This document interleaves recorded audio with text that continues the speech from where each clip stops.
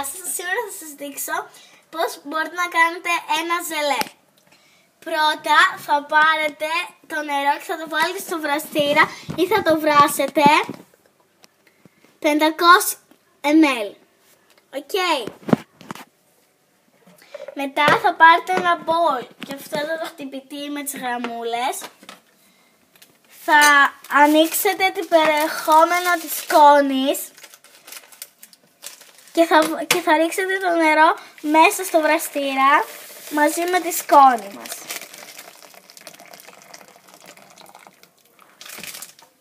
Το ανακατεύουμε μέχρι να λιώσει όλη η σκόνη. Βλέπετε έχει γίνει ένα χρώμα παντζαρί.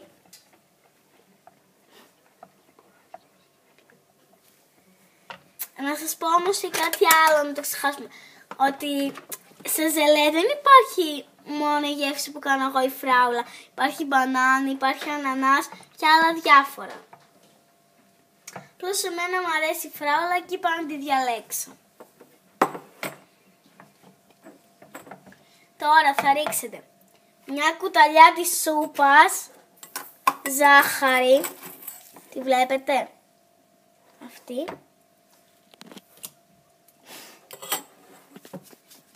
Ωραία. Τώρα θα συνεχίζετε να ανακατεύετε μέχρι να λιώσει τελείως η ζάχαρη όμως. Τελείως. Να μην φαίνεται, κοιτάξτε, βλέπετε που έχει κάτι άσπρο. Δεν είναι σκέτο χρώμα.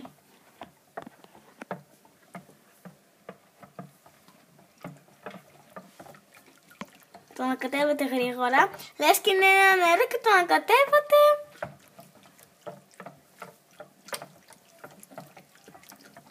Αυτό. Βλέπετε, κάνει μπουρμπουλήθρες, αλλά αυτό μην σας πειράζει. Δεν είναι τίποτα το τρομερό αυτό. Αν πάρετε την κανονική συσκευασία, θα σας βγουν γύρω στα 4 με 5 μπολάκια. Εξαρτάται αν είναι μεγάλα ή μικρά. Εγώ τώρα κοιτάξτε, έχω σχεδόν μεγάλα μπολάκια. Φαντάζομαι θα μου βγουν 4.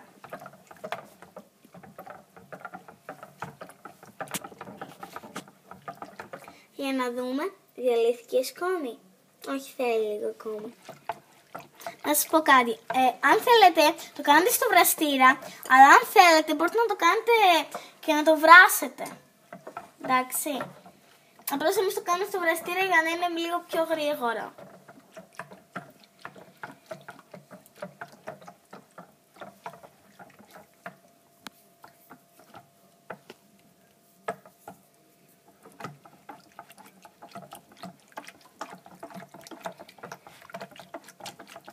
Ωραία. Βλέπουμε πως έχει γίνει. Τώρα βάζουμε στα ποτηράκια μας. Θα βλέπετε πως είναι.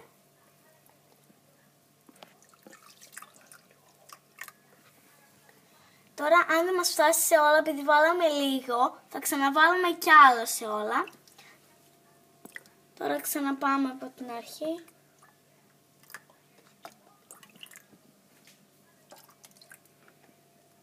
Και να μην ξεχάσω το πιο βασικό που έπρεπε να σας πω από την αρχή. Ότι θέλω να γίνει στο ψυγείο για να γίνει νόστιμο, όχι ωραίο, όπως ξέρουμε όλοι μας. Ένα ωραίο ζελέ θέλει με σχεδόν μία μέρα. Δηλαδή να το βάλετε το πρωί και να το πάρετε το απόγευμα. Και αν σας αρέσει μέσα να έχει και μπουκίτσες, πρέπει να βάλετε φράουλα, αν είναι γεύση φράουλα, αν είναι γεύση μπανάνα κτλ. Απλώς εγώ ήθελα να σας το δείξω έτσι. Ήρθε η τέλος του βίντεο από το βίντεο μας.